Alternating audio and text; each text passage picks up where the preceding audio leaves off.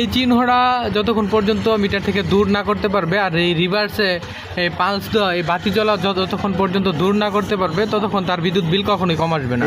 দেখুন এটা তার আমরা গ্রাহক, এই যে আমাদের এক বড় ভাই, হ্যাঁ আলম ভাই আমাদেরকে ধরছে, তার মিটারে বিদ্যুৎ বিল বেশি আসে। এই দেখেন এসে যা দেখতে পেলাম, এই যে মিটার দেখেন, এই যে রিভার্স মাঝের অপশনটা, এই রিভার্সে বাতি জ্বলে আছে।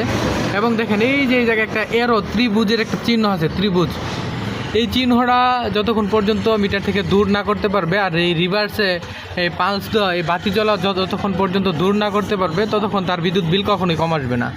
এটা তার ওয়ারিংয়ের সমস্যা আছে। এই করে দেখেন 3-4টা মিটার আছে, সম্ভবত এই মিটারগুলোর কমন নিউট্রাল ব্যবহার হতে পারে।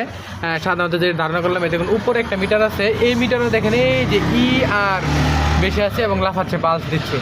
সম্ভবত ধারণা করতেছে কমন নিউট্রালের ব্যবহার হতে পারে, যেহেতু বিল্ডিংয়ের ওয়ারিং অনেক আগে ওয়ারিং করছে, এর জন্য এটা